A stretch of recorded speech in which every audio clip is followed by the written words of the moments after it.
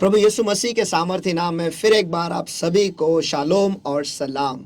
सचमुच परमेश्वर जो है कलीसिया में कार्य कर रहा है और ये आखिरी दिनों में वो और ज़्यादा कार्य कर रहा है ताकि हम सब जो है हम तैयार हो जाए उसके आने के लिए। तो आइए फिर एक बार इस सफ़र में हम चले जाए जहाँ पर परमेश्वर हमें सिखाने वाला है कि हमें ज़िंदगी कैसे जीनी है। तो आइए इस सफ़र में जाने से पहले जो सबसे महत्वपूर्ण व्यक्ति है हम उसका स्वागत करेंगे ताकि वो प्रभु यीशु मसीह को फिर एक बार एक नई तरीके से हमारे सामने प्रस्तुत करेगा और उसे जिंदा हमारे लिए ले आएगा। तो आइए इस वक्त सभी जन मिलकर हम पवित्र आत्मा का स्वागत करेंगे।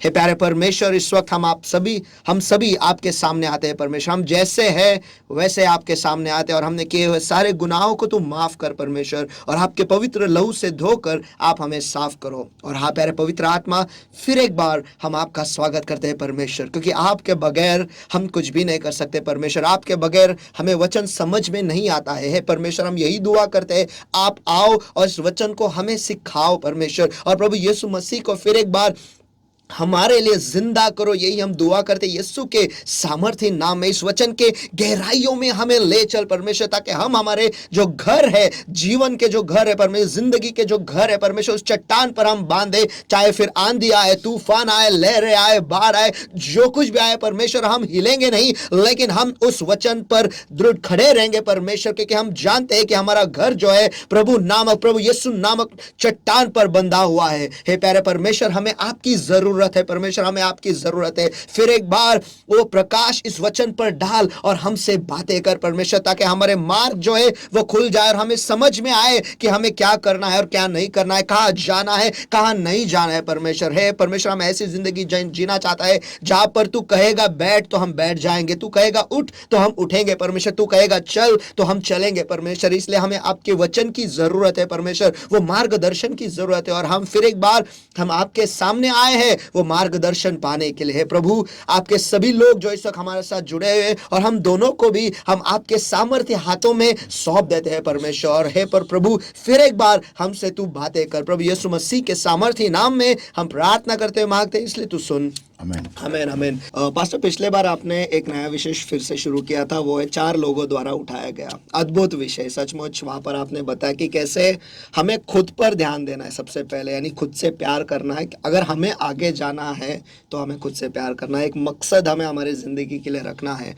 और दूसरी बात तो वो मकसद के लिए जो भी ज़रूरी है ताकि हम वो मकसद की तरफ जाए और उस मकसद को हासिल करें, वो कैसे हम हमारे ज़िंदगी में रखें, और जो चीज़ें ज़रूरी नहीं है उन सबको कैसे हमें ही खुद निकालना है। खुदा नहीं निकालेगा, लेकिन हमें ही खुद छांटना है, निकालना है, तोड़ना है। जैसे वो पंछियों के बारे में आपने बताया कि वो खुद के पर जो है वो निकालते हैं ताकि वो सही से उड़ पाए।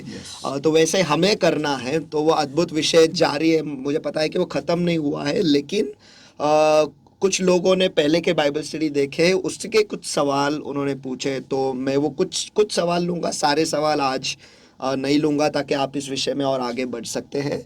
तो सबसे पहले सवाल है ब्रदर सुभाष गायकवाड़ के, उनके 2 सवाल हैं। मैं मराठी में पढ़ता हूँ जैसे उन्होंने दिया है।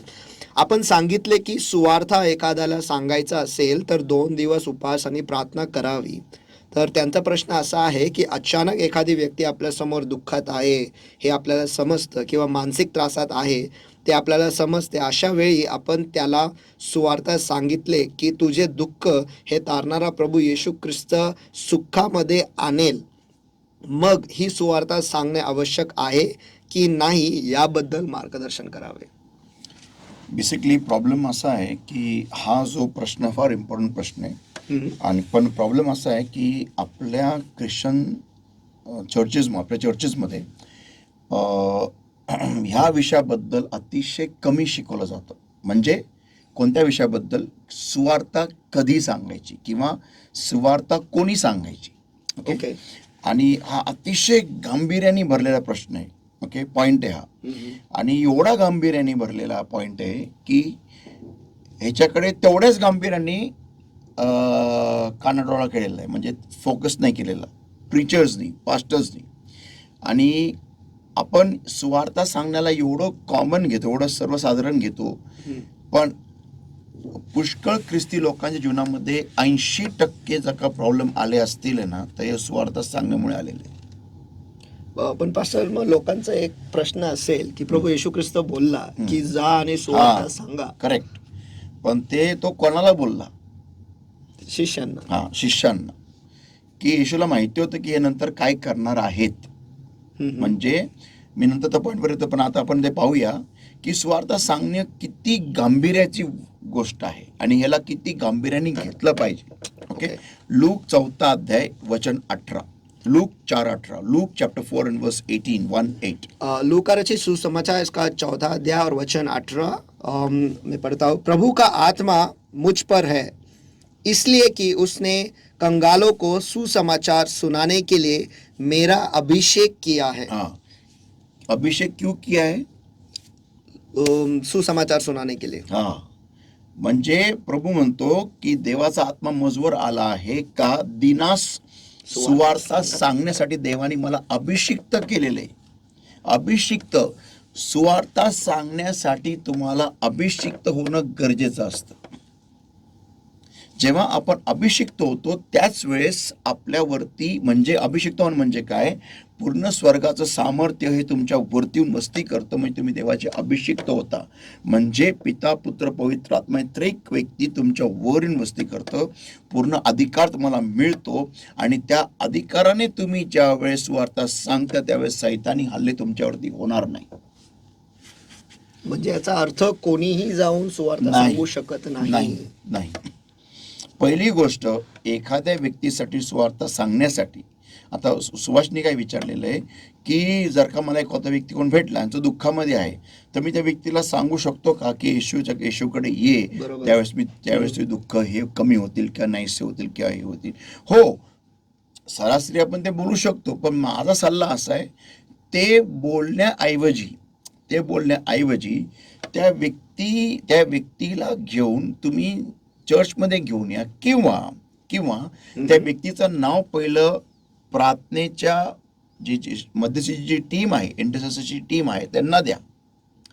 आणि जेव्हा ते लोक त्या व्यक्तीसाठी प्रार्थना सुरू करतील ना, मग पवित्र आत्म्याचं एक वातावरण त्या व्यक्तीभोवती येईल आणि मग देवाचा आत्मा एक अशी संधी घेऊन येईल व्यक्तीसमोर राईट टाइमला की त्या व्यक्तीला बरोबर सुवार्ता कोण ना कोणतरी सांगेल.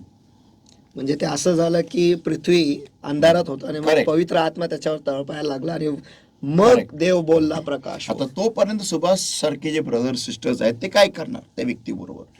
बघा, व्यक्तीला नुसतं येशूबद्दल सांगून सगळं काय होतं असं काही गरजेचं नाही, ते नंतरची गोष्ट. पण तुम्ही त्या व्यक्तीसाठी एक सुंदर आधारस्तंभ बनू शकता, एक सपोर्ट सिस्टम बनू शकता. एक फक्त व्यक्तीच्या बाजूला बसून त्याचा प्रॉब्लेम जरी तुम्ही ऐकला आणि त्याच्या खांद्यावर हातून म्हटलं की डोंट वरी, राईट टाइमला सगळं नीट होईल, दिस इज मोर दॅन सफिशियंट. बरोबर. कारण आजच्या काळामध्ये लोकांचे प्रॉब्लेम ऐकायला पण कोणाला टाइम नाही. बरोबर आहे. ही दुनिया एवढी मतलबी झालेली आहे. या दुनियेमध्ये कोणासाठी टाइम नाही राहिलेला. आणि त्यामुळे जर का तुम्ही त्या व्यक्ती सांगते भले 1 तास किंवा अर्धा तास तुम्ही त्या व्यक्तीला देत आहात नुसते ते प्रॉब्लेम ऐकायला आणि एक सांत्वना द्यायला ॲज अ ह्युमन बिंग, एक मनुष्य म्हणून, ही फार मोठी गोष्ट आहे. बरोबर. म्हणजे थोडक्यात म्हटलं की पास्टर की आपल्याला सुवार्ता सांगायचं नाही, पण आपल्या जीवनाद्वारे बायबल दाखवायचं, येशू दाखवणं, त्या व्यक्तीला वेळेच्या वेळी धावून जाणं, मदतीला धावून जाणं, अवेळी धावून जाणं, त्या व्यक्तीसाठी उभं राहणं, त्या व्यक्तीसाठी आपल्या रूममध्ये प्रार्थनेत बसणं की देवा तू कार्य कर, त्या व्यक्तीची भेट घे. ओके, त्या व्यक्तीचं नाव आम्हाला देणं, आम्ही प्रार्थना सुरू करू. ओके, आणि ॲटोमॅटिकली देव अशी एक वेळ घेऊन येईल की त्यावेळेस तो व्यक्तीसमोर सुवार्ता सांगितली जाईल आणि ते देव बरोबर घडून आले. एक तो सुभाषद्वारे देव त्याचाच उपयोग करेल किंवा मग कोणाचाही उपयोग करेल, त्या व्यक्तीला सुवार्ता कळेल. आणि त्यावेळेस तो व्यक्ती रिजेक्ट नाही करणार ख्रिस्ताला, तो व्यक्ती ॲक्सेप्ट करणार, स्वीकारेल. तर येशू ख्रिस्त म्हणतो दिना सुवार्ता सांगण्यास मला अभिषिक्त केलंय. म्हणजे पवित्र आत्मा त्याच्या बरोबर, पवित्र आत्मा त्याच्यामध्ये आणि पवित्र आत्मा तुम्हावर, ही तिसरी पायरी लागती सुवार्ता सांगायला फक्त. आणि हे पुष्कळ चर्चेसमध्ये सांगितलं जात नाही. हे का एवढं गांभीर्याचं माहिती आहे का? कारण एखाद्या व्यक्ती जर का बंधनामध्ये आहे आणि मी जर का त्याला सुवार्ता सांगतो तर ते सैतानी जे बंधन आहेत ना, सैतान जो असतो तो एवढा पिसाळतो ना, म्हणतो अरे हा या व्यक्तीला माझ्यापासून दूर करतो, थांब. मग लगेच ते सैतानं मेसेज सेंड करतं सगळीकडे त्यांच्या व्हॉट्सअपवरती की ह्याला धरा आणि याला असं बदलून काढा ना की हा सुवार्थ सांगण्याच्या लायकीचा राहणार नाही. आणि म्हणून जेवढे सगळे सेवक वर्ग मी पाहिलेत ना, ज्यांना अभिषेक तर केलेलं नाही आणि ते अशी सेवा करतात ना, त्यांच्या जीवनात तुम्ही बघा प्रचंड समस्या आहेत. एवढे भयानक समस्या आहेत ना की त्या लोकांना स्वतःला पण आरशात ते बघू शकत नाही, एवढं त्यांना स्वतःची लाज वाटते की आमच्या जीवनामध्ये एवढे भयानक परिस्थिती काय? कारण तुम्ही अभिषिक्त नाहीये. बस मी तुमच्या सांगते एवढे वर्ष सेवा करत आहे आणि खूप पुष्कळ लोक असे आलेले आहेत समोर जे असं सांगतात की आमच्यावरती खूप हल्ले आहेत. आणि जेव्हा मी त्यांच्या सांगते बोललेलो आहे आणि नंतर कळालं आहे की ते ऍक्च्युली जातात सेवा करायला लोकांमध्ये.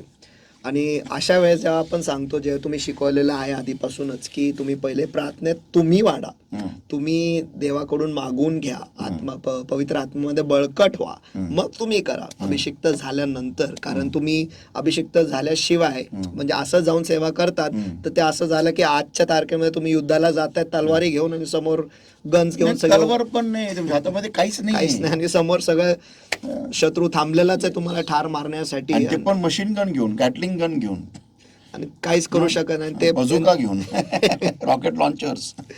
त्यांचं फार म्हणजे त्यांच्या कुटुंबामध्ये फार हाल आहेत. पण अशा लोकांना जेव्हा आम्ही सांगतो, आणि मी सांगितलेलं आहेत काही लोकांना की तुम्ही नका करू, तुम्ही पहिले वाढा, ते दुःखी होतात. नाही, त्यांना असं फील होतं की तुम्ही जळता त्यांच्यावर, यू आर जे. आणि yes, I have gone through this. मी पुष्कळाने जेव्हा सांगितले ना तेव्हा त्यांना वाटतं मला जोळफ आहे. अरे बाबा प्लीज करा, बिंदास करा, मला काही फरक नाही पडत, प्लीज गो डू इट. आणि जेव्हा 10 वर्षांनंतर तुम्ही जेव्हा तुमच्या जीवनात भयानक परिस्थिती येईल ना, मग नंतर माझ्याकडेच या आणि देन फिर से मिलेंगे 10 साल के बाद. त्या बिकॉज सी इट्स वेस्टफुलनेस, म्हणजे टाइम वेस्ट होता आपला त्यांना काय सांगण्यामध्ये. कारण त्यांची एवढी भयानक ब्रेन वॉशिंग केलेली आहे की प्रभू म्हटलंय जा आणि जगा सुवार्थ सांगा. हां जा. अरे पण ते कोणाला म्हटलंय जा? ते शिष्यानं म्हटले. त्यांनी 3 वर्ष त्यांनी त्यांच्या घरी नाही गेले ते लोक, येशूवर राहतो दिवस. तुम्ही राहिले का? तुम्ही तशी प्रार्थना करता का 3 वर्ष नॉनस्टॉप? तुम्हाला, आपल्याला माहिती आहे आपले कार्यक्रम काय असतात दिवसभराचे. मग ते असं झालं पास्टर की डुकरांसमोर मोती टाकू नका. डोंट. आता हा प्रश्न फार इम्पॉर्टंट प्रश्न आहे. आता असे अनेक लोक भेटतात, मलाही भेटतात. मी त्यांना सुवार्ता नाही सांगत, मी त्यांच्यासाठी एक आधार बनतो, एक सपोर्ट सिस्टम. आणि मग ज्यावेळेस ते मला विचारतात ना की बाबा तुमच्यामध्ये एवढा कॉन्फिडन्स कसं काय, तुमच्यामध्ये एवढा विजय दिसतो कसं काय, तुम्ही एवढे फ्रेश कसे काय दिसता, तुमच्यामध्ये कोणताही आजार नाही, हे नाही, कसं काय? मग मी त्यांना सांगतो माझ्या येशूमुळे. Through my life I can talk to them. That's important. म्हणजे सुवार्ता सांगण्यापेक्षा सुवार्ता बना. That's it. Absolutely. Yes. Amen, amen. दुसरा प्रश्न त्यांचा असा आहे, आपला विश्वास परमेश्वरावर आहे, प्रार्थनेमुळे विश्वास अत्यंत वाढतो, हा विश्वास काम करत असताना बळकट करण्यासाठी, म्हणजे तो विश्वास जो आहे तो बळकट करण्यासाठी मार्गदर्शन करावे. बळकट करायसाठी ना एकच आहे, देवाच्या मुखातून निघणारा शब्द ऐका. आमेन. येस.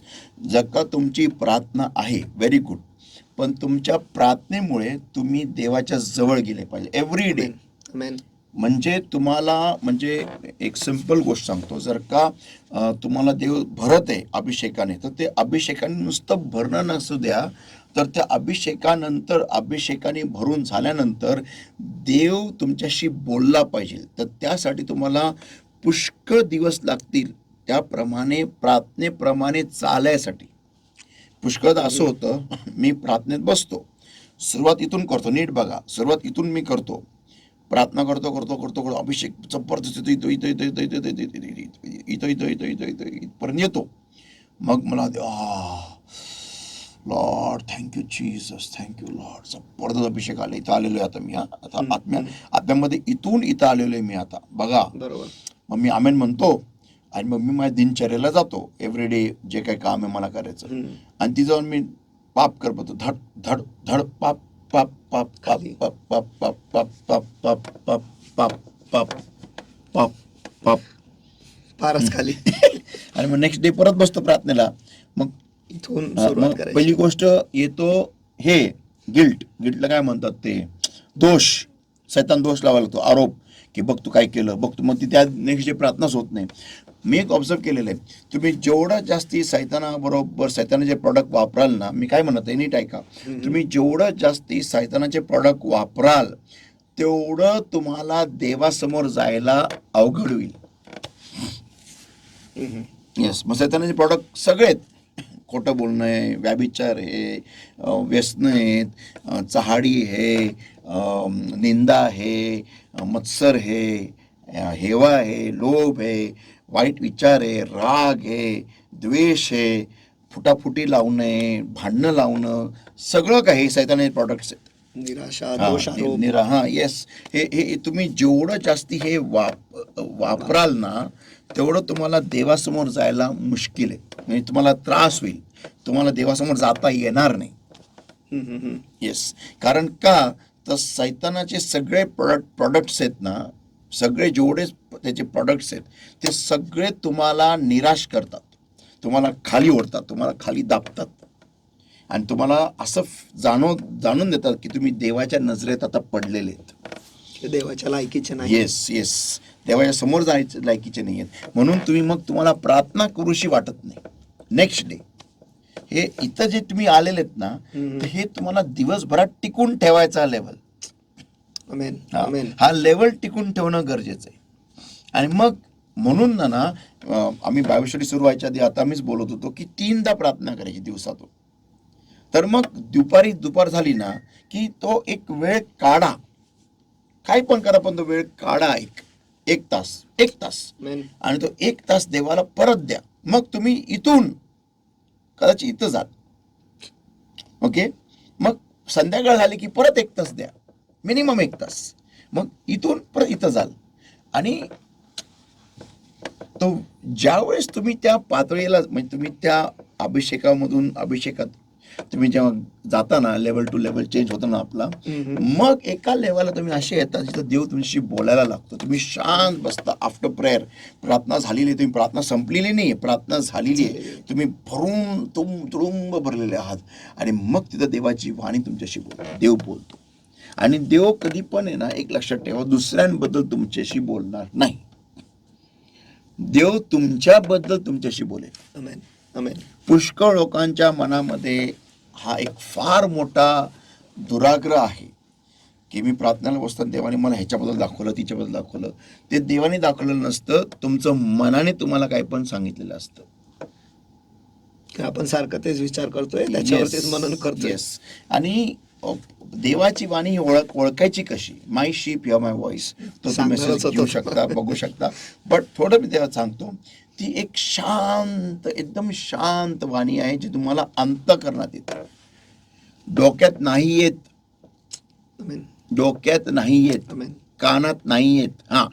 कानात तुम्हाला ऑडिबल जर का आली म्हणजे तुम्ही फारच हाय लेवलला गेलेले आहात. Yes, okay. तर डोक्यात नाही येत, तुमच्या अंतःकरणात येते. आणि देव कधी पण तुमच्याशी तुमच्याबद्दलच बोलणार. कारण देवाला सगळ्यात मोठं काम आहे तुम्हाला बदलणं, वैयक्तिक तरणार. येस.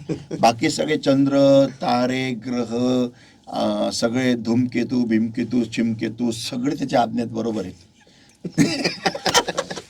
अनेक असे काय म्हणतात त्याला ते युनिवर्स को क्या कहते हैं, ब्रह्मांड. अनेक ब्रह्मांड, आकाशगंगा, अनेक ब्रह्मांड, त्यामध्ये असले अनेक करोडो अशा आकाशगंगा, सगळे त्याच्या नियंत्रणात आहे. फक्त एक सोडले म्हणजे तुम्ही आणि मी. येस. आपण असे वाकडे तिकडे आहोत की आपण त्याच्या आज्ञेत नाही राहत.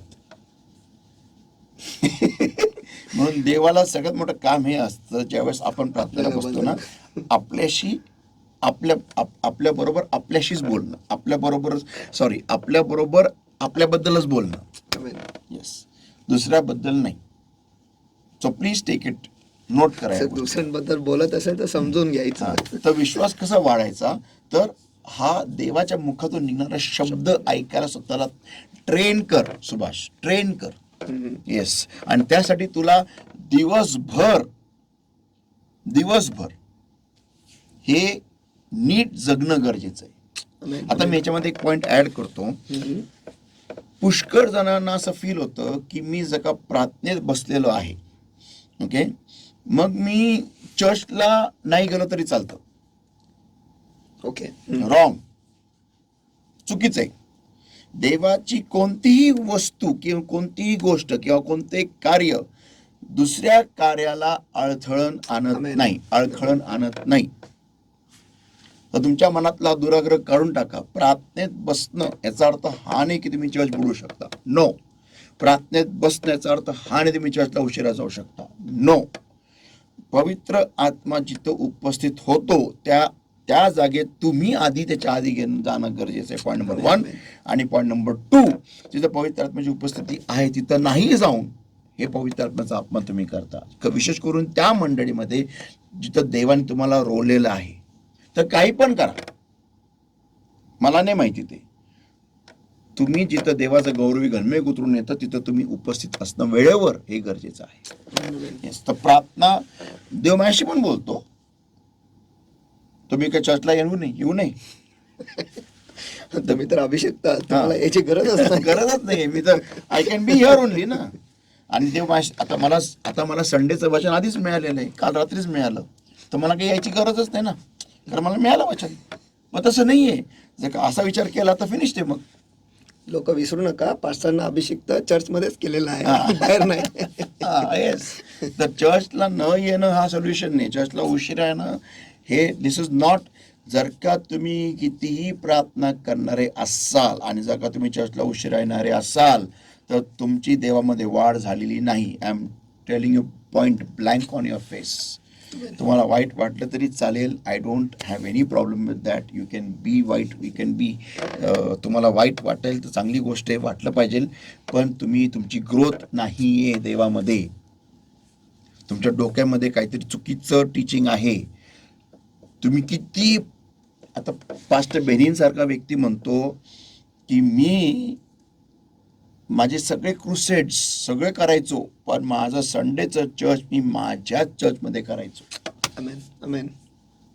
So don't do that. You have to be in church, in your church, and you have to be on time before you welcome the Holy Spirit. Amen. तो ऐसे मत करो कि आप कलीसिया न जाओ, लेकिन आपको कलीसिया में जाना ही है और समय पर जाना है, समय से पहले जाना है, पवित्र आत्मा का स्वागत करने से पहले. Yes. बहुत ही अनिवार्य आहे. और पास्टर मैं तो ऐसा लेता हूँ की मी तर चर्चला असं घेतो जणू की ते एक ठिकाण आहे जिथे सगळे कोळशे एकत्र येतात. Absolutely, yes. म्हणजे जर माझं अग्नी कमी झालेला आहे, माझ्यामध्ये अग्नी कमी झाला, मी तिकडे येऊन सगळ्यांत संगती मला तो भडका मिळतो. मी एक गोष्ट सांगतो. मी म्हणजे माझी personal view point of a church. मला माहिती आहे की चर्चमध्ये कोणीच परिपूर्ण नाही, मी पण नाही आहे. ओके, माझ्यासाठी चर्च ना म्हणजे जेवढे इम्पॉर्टंट पास्टर आहेत ना तेवढे इम्पॉर्टंट माझ्यासाठी जे दरवाजे उभे राहतात, सिस्टर असतात ना, ते ब्रदर जे उभे असतात ते तेवढेच महत्वाचे आहेत. का? कारण दोघंही जण सेवा करतात इन देअर कॅपॅसिटी. बरोबर. ओके, त्यांच्या क्षमतेप्रमाणे, त्यांच्या जागेप्रमाणे ते लोक बराच सेवा करतात. तर जर का मी चर्चमध्ये जर का म्हटलं pastor pastor pastor pastor pastor आणि जर का ते दरवाजाकडे कोणी नसेल तर तिथं जो केऑस क्रिएट होईल ना, धुमाकूळ चर्चमध्ये, तो जो स्टेजवरती व्यक्ती उभा आहे ना, प्रिचर, त्या व्यक्तीला डिस्टर्ब करेल. बरोबर. ओके, तसं ते अशर्स जे लोकांना बसवतात ते असणं फार गरजेचं आहे. जे कॉयर आहे, जे गाणे गातात, जे सिस्टम हँडलिंग करतात, जे कॅमेरा टीम आहे, जे कोऑर्डिनेशन आहे, जे वाद्य वाजवतात, जे ट्रान्सलेशन करतात, जे कॉयर लीडर आहे, हे सगळ्यांची एक जी फंक्शनॅलिटी आहे ती एवढी इम्पॉर्टंट आहे. प्रत्येक व्यक्ती इम्पॉर्टंट आहे. मग ते चर्च झाडून पुसून घेतात चर्च सुरू व्हायच्या आधी. त्याच्यामुळे माणसाचं डोकं देवाकडे लागतं, कारण ते चर्च साफ दिसतं तुम्हाला. आपल्याला वाटतं काय हे चर्च झाडतो, अरे तो व्यक्ती तुम्हाला मदत करतो देवाला नीट जोडण्यासाठी. समजा तुमच्या खुर्चीला जर का काही घाण लागलेली असेल किंवा तुमच्या पायाखाली काहीतरी घाण पडलेली असेल आणि ती घाण तुम्ही चर्चमध्ये तुम्ही बसल्यानं तुम्हाला कळालं की तिथं घाण आहे, वास मारत आहे, तर तुम्ही तुमचं फोकस राहील का देवाकडे? बिलकुल पण नाही. तर मनासाठी ती भाऊजी बहीण ती चर्च साफ करते ना, ती तेवढीच महत्वाची जेवढं तो प्रिचर आहे, पास्टर आहे. लोक युजली म्हणतात पास्टर रामटेकेचं चर्च, पास्टर रामटेकेचं चर्च नाही, चर्चचं नाव आहे church the rock international. Pastor Ramteke इथून गेल्यानंतर पण ते चर्च चालू राहणार आणि तिथं तो योग्य तो व्यक्तीच उभा राहायला पाहिजे. का? कारण ते चर्च ऑफ द रॉक आहे. चर्च खडकाची मंडळी आहे ती. बरोबर. ती पास्टर रामटेकीची मंडळी नाही आहे. मी काय ती मंडळी स्वर्गात घेऊन जाणार नाही आहे की मी मेलो की सगळ्यांनीच मेलं पाहिजे त्या दिवशी, तसं नाही आहे. ओके, मेनी विल कंटिन्यू आणि there will much many more people. So the focus is की प्रत्येक व्यक्ती जो आहे तो अतिशय महत्त्वाचा आहे. आणि मी as a pastor I look forward to every single members attendance in the church. मराठीमध्ये सांगायला गेलं तर मी एक पास्टर म्हणून माझ्या मंडळीचा प्रत्येक व्यक्ती उपस्थित आहे का हे मी पाहतो आणि मला हवंय की त्यांनी असावं. कारण जेव्हा ते येत नाही मी त्यांना मिस करतो, हे सत्य आहे. आणि जेव्हा ते उशिरा येतात मला वाईट वाटतं. का मला वाईट वाटतं? की अजूनपर्यंत त्यांना ख्रिस्त नाही समजला, अजूनपर्यंत त्यांना पवित्र आत्म्याचं महत्व नाही कळालं. विचार करायची गोष्ट आहे की अजूनपर्यंत मला काही लोकांना बेसिक पॉइंट्स बोलावे लागतात जे आम्ही ख्रिस्तामध्ये असलेले नवीन आलेले लोक आहेत ना त्यांना आम्ही जे त्यांना बोलतो ना की काय वेळेवर या, तुम्ही कुठे होता मागच्या रविवारी, हे प्रश्न मला अजूनपर्यंत 15, 20 वर्ष जुने ख्रिस्ती लोकांना विचारायला लागतात. ह्याचं मला खिन्नता आहे, वाईट आहे, दुःख आहे मला, सॅड. काय करणार?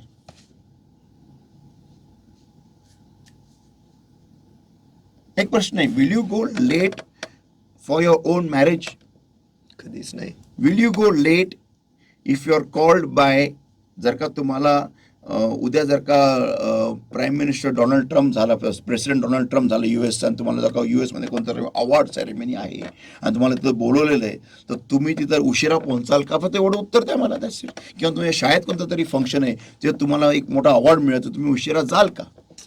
कधीच नाही. मग तुम्ही चर्चला कसं काय उशिरा होऊ शकता? चट्टा दांड्या कशा मारू शकतात? हा प्रश्न आहे मला. साधं सुद्धा पास्टर एक पिक्चर, आपण आपल्याला काही मिळत नाही, आपल्याला पैसे द्यावा लागतो. येस, तिथे पण आपण वेळेच्या आधी जातो. येस. So respect God. आणि हा जो पॉइंट आहे ना, तो पॉइंट इज व्हेरी इम्पॉर्टंट की हा विश्वास, मी जर का देवाच्या ह्या सगळ्या गोष्टींना रिस्पेक्ट करेल ना, ॲटोमॅटिक देव ते पाहतो आणि मग देव मला त्या वाणीसाठी योग्य समजतो. तर महत्वाचा मुद्दा आहे की देव मला योग्य समजणं, त्याची वाणी ऐकायला. ॲब्सोल्युटली. उत्तम उत्तम. असं तुम्ही अजून प्रश्न घेणार का? तुम्ही टॉपिक मध्ये अजून एक घेऊ, अजून 2 घेऊ. चालेल. ब्रदर सुभाष सोंडे यांचा एक प्रश्न आहे.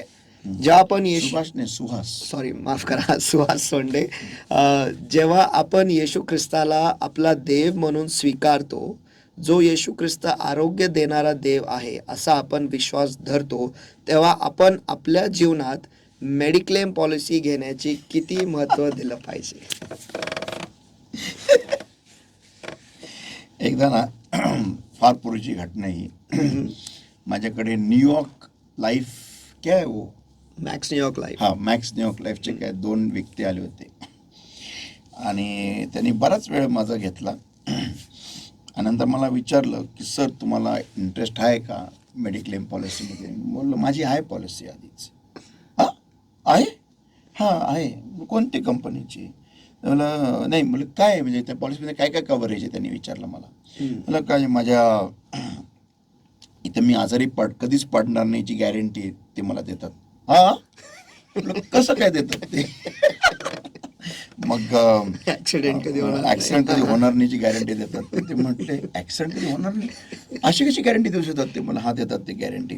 मग माझा मुलगा कधी आजारी पडणार नाही, माझ्या फॅमिलीला कधी काही इजा होणार नाही, काही होणार नाही, माझे फुल family will be perfectly fine. आणि माझ्या मुलाचं शिक्षण वगैरे ते सगळं टेक बघतात ते, त्या शिक्षणाचा खर्च वगैरे वगैरे. तर ती मुलगी मला म्हणाली की सर अशी कोणती मेडिक्लेम पॉलिसी मला पण सांगा, मी पण जॉईन करते, मला पण पाहिजे.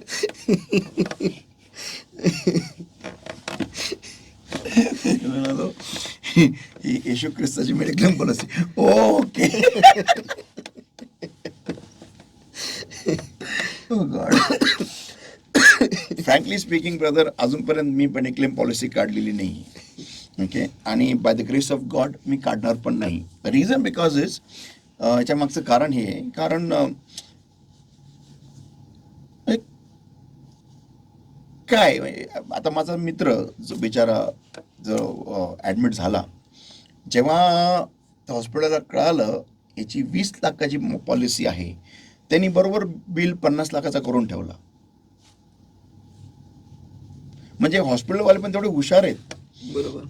ओके. सो मी त्यांना आधीच का सांगू की बाबा, पहिली गोष्ट मेडिक्लेम पॉलिसीचा अर्थ काय होतो. आता प्लीज हा माझा विश्वास आहे, गरजेचं नाही की तुम्ही पण हा विश्वास ठेवावा. दॅट इज ते माझं देवावर तसं रिलेशनशिप आहे. रिलेशनशिप हा शब्द लक्षात ठेवा, नातेसंबंध आहेत म्हणून तसा माझा विश्वास आहे.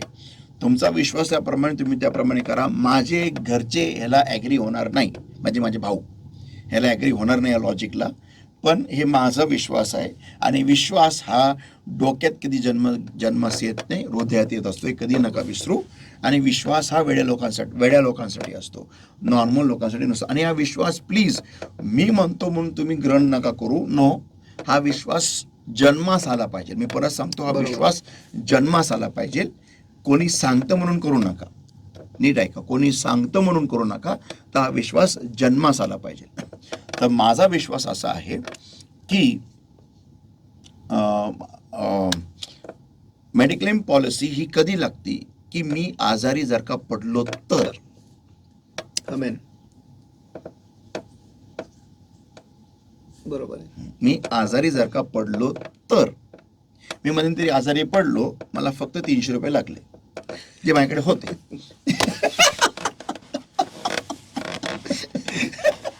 सिंपल. आणि आजार लहान होता, मोठा आजार होता, 300 रुपये लागले. आणि त्याने आरोग्य पण दिलं. So praise God, hallelujah.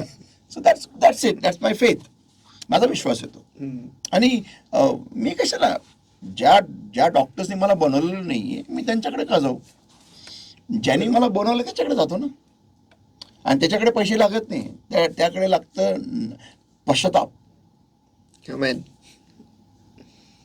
जर का माझे लोक जे माझ्या नावाने बोलवलेले आहेत ते जर का आपले नम्र होतील आणि आपले पाप पदरी घेऊन वाईट मार्गापासून वळतील, तर त्याकडे हे लागतं. आमेन, आमेन. तर मग न दिसणाऱ्या गोष्टी लागतात. तर मी ते करतो. आणि मला माहिती आहे मी पापी आहे, मला माहिती आहे मी वाईट आहे. तर मला माहिती आहे की मला याच्याकडून फिरणं गरजेचं आहे. So it's okay, it's my faith, माझा विश्वास आहे, तुमचा काय मला नाही माहिती. सो हे प्लीज मी परत सांगतो, हे ॲक्च्युली हे सगळ्यांसाठी लागू होतं, पण विश्वासाप्रमाणे तुम्ही कार्य करू शकता. माझ्याकडे मेडिक्लेम पॉलिसी 0 आहे. मी जर का कधी हॉस्पिटलमध्ये ॲडमिट झालो, मी तेव्हाच होईल ज्या वेळेस मी हे शरीर सोडेल. कायमचं शब्द आहे, कायमचं. मी अनेकदा शरीर सोडून अपडाऊन करेल हे मला माहिती आहे, पण मी कायमचं शरीर सोडल्यानंतरच मी ॲडमिट होईल हॉस्पिटलमध्ये. त्या डॉक्टर म्हणतील हा बाबा गेलाय, दॅट्स इट. मेडिक्लेम पॉलिसीची गरज नाही. So that's it. आणि मला जेव्हा जेव्हा राफा माझा बाप आहे, माझा पिता आहे, माझा मोठा भाऊ, सगळ्यात मोठा भाऊ आहे, तर माझ्या कुटुंबात आहे तो आणि मी त्याच्या कुटुंबात आहे तो. तर मला गरज नाही, मला गेल्या त्याचा मलम माझ्याकडे आहे, त्याचं नाव माझा प्रभू येशू ख्रिस्त आहे. तर जिथं मला दुःख नाही तिथं मी ती पॉलिसी लावतो. आणि मीच नाही तर माझी whole family, I am blessed by the Lord. काहीही मला गॅरंटी आहे, माझ्यावरती कधीही कोणतीच आपदा विपदा येणार नाही. कारण त्याचं वचन त्याच्या पॉलिसीमध्ये दिलेलं आहे. त्याच्या साम 91 मी त्याची पॉलिसीचं एक पान आहे.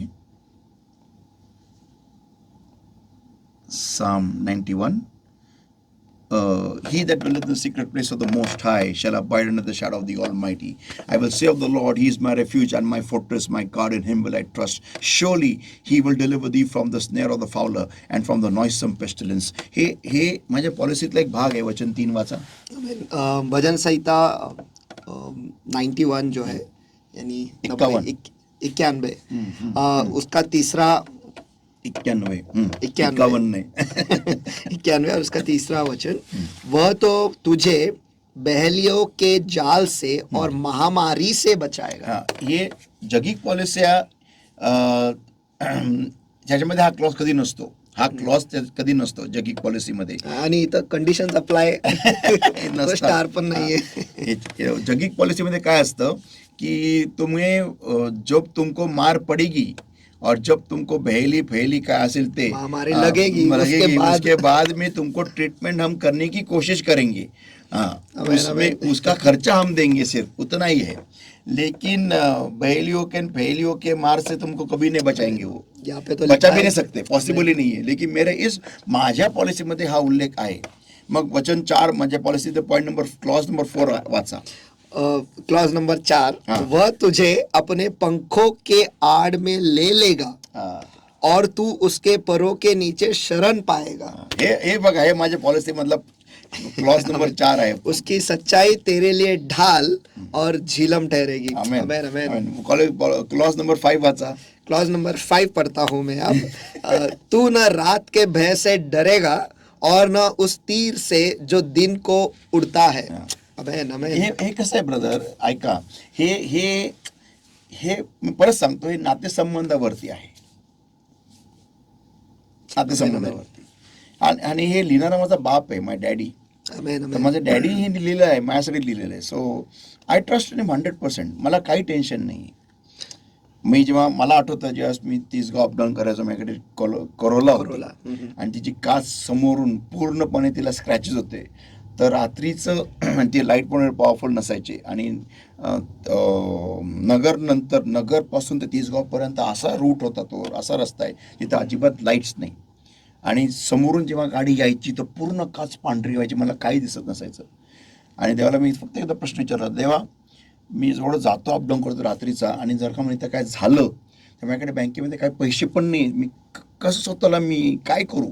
देव मला एकच वाक्य म्हटलं होता की जर का तुला मध्ये काही झालं तर तुला जर का तुला 20,000 जरी लागले ना, ते 20,000 तुझ्याकडे येतील, ही गॅरंटी मी तुला देतो. पण तुला झालं तर ना. आणि मी किती, आय थिंक 5 इयर्स किंवा 6 इयर्स, 5-6 वर्ष केले, 5-6 इयर्स मी अपडाऊन केलेले आहे त्या रस्त्यावरती. एक स्क्रॅच नाही गाडीला. ही माझ्या डॅडीची गॅरंटी आहे. तर मग मला मेडिक्लेम, आता कोणी मला पण ते जगिक गोष्ट आहे, मेडिक्लेम पॉलिसी वगैरे वगैरे, कशाला. मी एवढा पैसा कमवेल, मी हॉस्पिटल्स तयार करेल ना. बरोबर. तर कशाला पॉलिसी पाहिजे.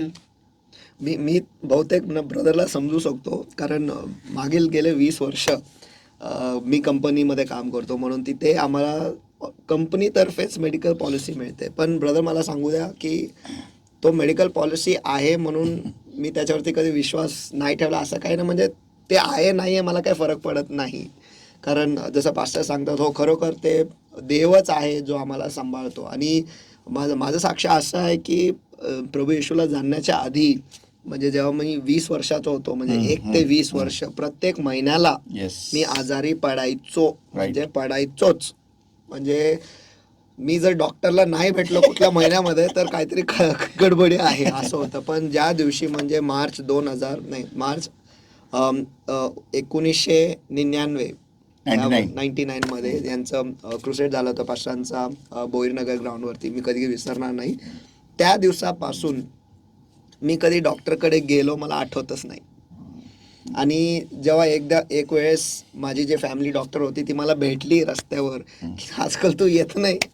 मी तिला बोललो की मला डॉक्टरांचा डॉक्टर मिळालेला आहे, Amen. त्याचं नाव प्रभू येशू ख्रिस्त आहे, Amen. मला गरजच नाही. ती पण शॉक झाली, कारण आणि हे सत्य घटना आहे. म्हणजे ते अनुभव मी घेतलेला आहे की जसं लिहिलेलं आहे भजन संहितामध्ये, स्तोत्र संहितामध्ये, की जेव्हा इस्रायल राष्ट्र मिसर देशामधून बाहेर पडले Absolutely. त्याच्यातून एकही आजारी नव्हता. तो अनुभव मी घेतलेला आहे. मिसर देशातून बाहेर पडणं म्हणजे जेव्हा पापमय जीवनातून तुम्ही बाहेर पडता, तुम्ही कधी आजारी पडणार नाही. Amen. आणि माझी ख्याती तर अशी आहे की डॉक्टरने लावलेलं प्लास्टर आम्ही काढतो. Amen.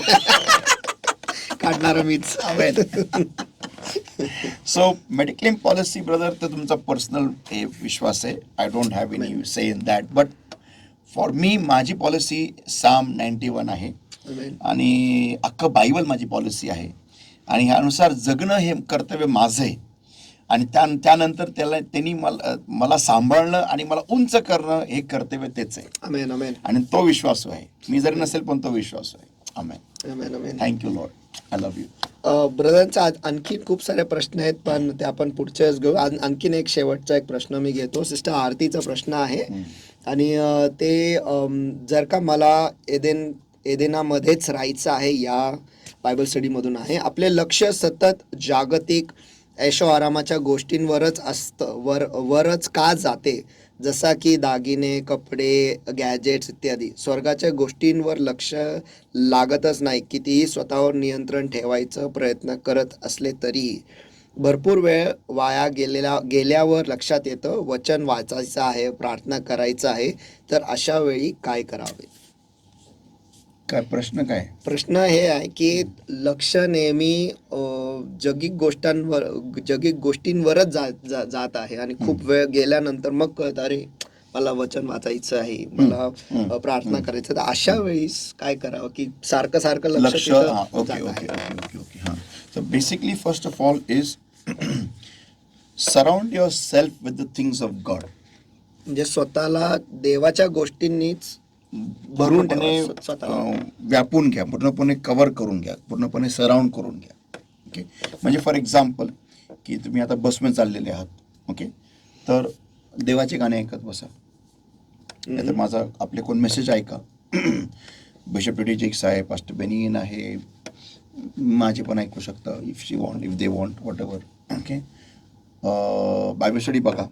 ओके. जास्ती मोबाईलमध्ये घुसून पडू नका, अजिबात घुसून पडू. म्हणजे बघा, तुम्हाला हे कळलं पाहिजे की लक्ष देवाकडून विचलित कधी होतं आपलं. ओके. ज्यावेळेस आपण देवाकडून आपलं लक्ष स्वतः हलवतो. ओके. फॉर एक्झाम्पल आता मी कार ड्राईव्ह करत आहे, ओके, माझं लक्ष पुढे, तर जेव्हा मी चूज करतो की मी इथं बघेल, तिथं बघेल, मागे बघेल, तेव्हा मी लक्ष घालवेल ना. बरोबर. तर ज्यावेळेस मी आता बसलेलं आहे, ओके, किंवा मी आता चाललोय कुठेतरी, ओके, तर मी कानामध्ये हेडफोन घातलेले आहेत, तर मी ऐकू शकतो, देवाचे गाणे ऐकू शकतो, मेसेज ऐकू शकतो. मग आता मी बसलोय बसमध्ये, तर मी ऐकू शकतो देवाचं काहीतरी, किंवा मी वचन वाचू शकतो. आता जर का बस सगळं खड्डे भरपूर आहे तर डोळे खराब होण्यापेक्षा आय कॅन हिअर समथिंग. मग मी आता कामाला गेलो, तिथं लोक मला भेटणार, मी बोलणार. ओके. तर ह्या प्रसंगामध्ये पवित्र आत्म्याने भरलेलं असणं फार फायद्याचं होतं, कारण मला अन्य भाषा मिळते. आणि अन्य भाषा मी आतून बोलू शकतो, अंतःकरणातून. समोरच्याशी बोलत असताना सुद्धा मी अन्य भाषेत आतमधून प्रार्थना करू शकतो. That is a very big advantage of being baptized in the holy spirit, की मी नॉन स्टॉप कनेक्टेड राहू शकतो. आता मी जर का दिवसभरात काम करतो, तर काम करत असताना it is not possible to be connected to God. म्हणजे फार अवघड असतं, कारण लोक भेटतात, बोलतात, आपलं बोलणं चाललं असतं, कामाबद्दल गोष्टी असतात, सगळ्या गोष्टी असतात.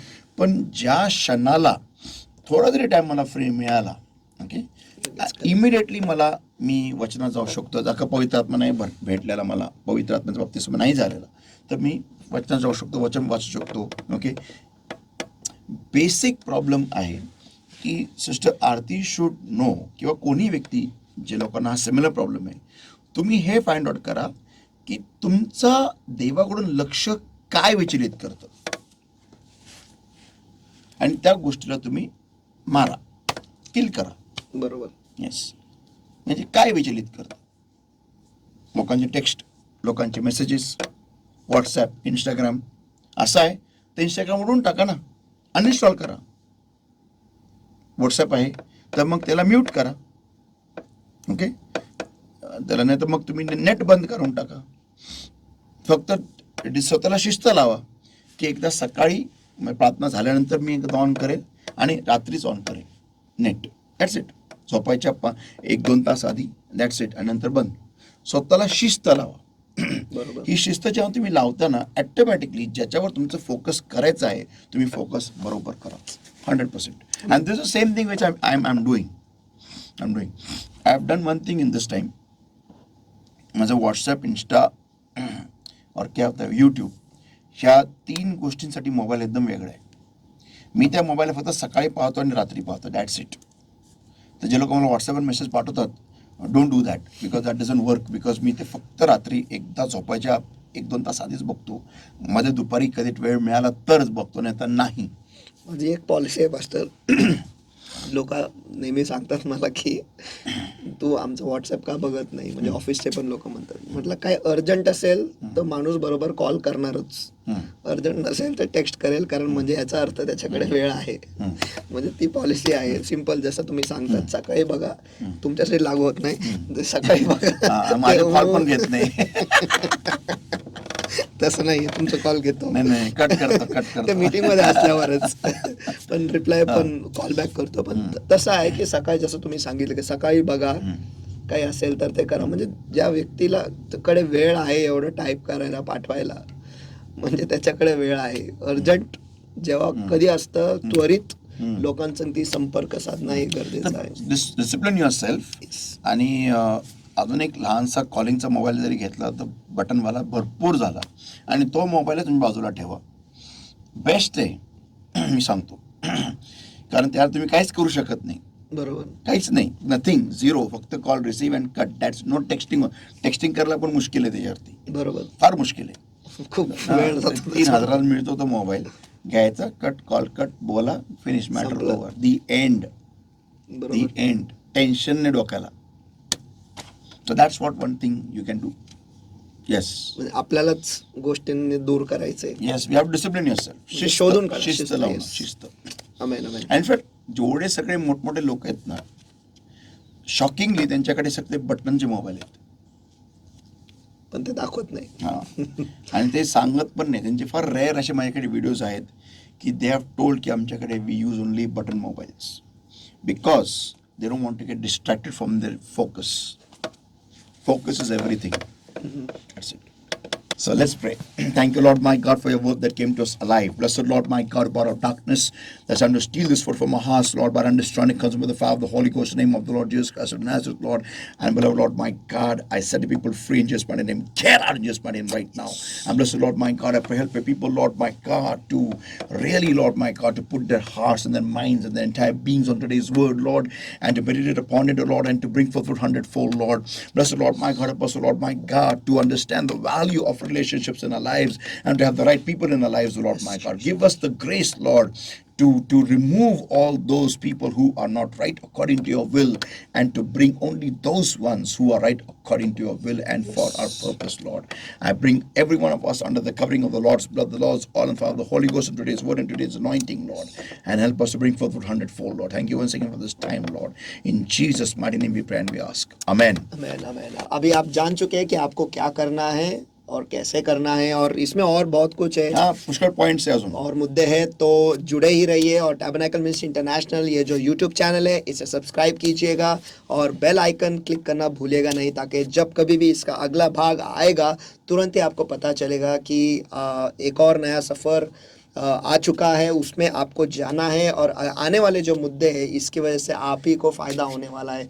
तो जुड़े रहिएगा और फिर एक बार मिलेंगे अगले गुरुवार को. और अगर आपके कुछ सवाल है आज के इस बाइबल स्टडी पर, तो जल्दी से जल्दी मेरे नंबर पर, यानी 9764530500 इस पर भेज दीजिएगा, ताकि आपके सवाल जो है यहाँ पर लिए जाएंगे और पवित्र आत्मा ज़रूर आपको आपका जवाब देगा.